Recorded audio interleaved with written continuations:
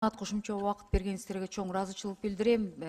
Мага деген общественный фонд равенство деген коомдук фонд кайрылып атат да, ошондо деген бул коомдук фондко негизи деген мүмкүнчүлүгү чектелген инвалидности бар аялдарыбыз кайрылат экен да.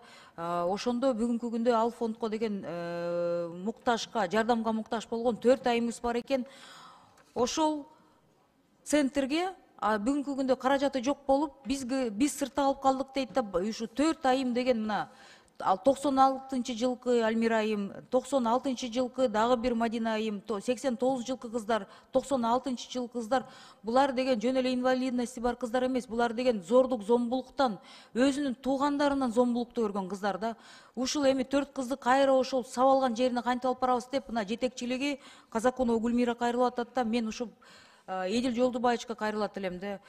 Бишкекте фонд госимущества бар, имарат бар. Этаж үйдө биз квартирада булар жашай алышпайт да, эми жанакы мүмкүнчүлүгү чектелген адамдар. Өзүнчө бир үй таап, ошо каражат жагынан арендасын чечип берсеңиздер деп суранып атышат да. Алмаз Акунжанович, ушундай кыздарыбыз региондордун ар бир бурчунда бар болуш керек да. Көпчүлүктүн үнү угулбайт, сүйлөй албаган, кыймылдай албаган биздин кыздарыбыз. Анан ушул аябай өкмөттөн да суранып, каттарды жазып атыштыр, эч ким көңүл бурбай жатыптыр да. Мен суранат элем да.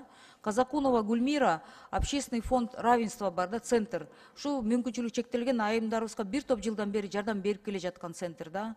Андан тышкары мага Ысык Ата районунун Аксай айылынын тургуну Молдокулова Райыма кайрылып атат да.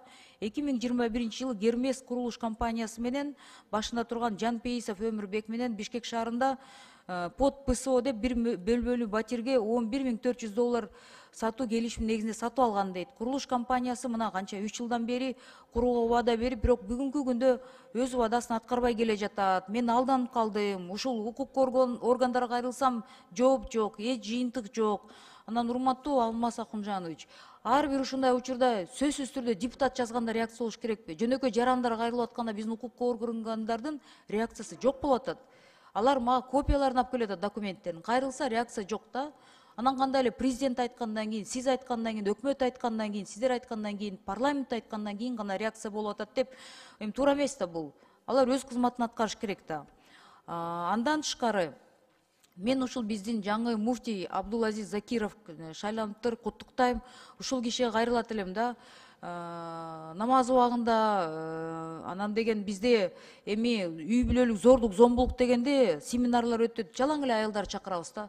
Мен ушул кишиден суранат элем да, эми бизге динди тутуп, динге мындай туура мамиле кылганда мырзаларыбыз да, аялдарыбыз көп. Бирок ошол мырзаларыбызга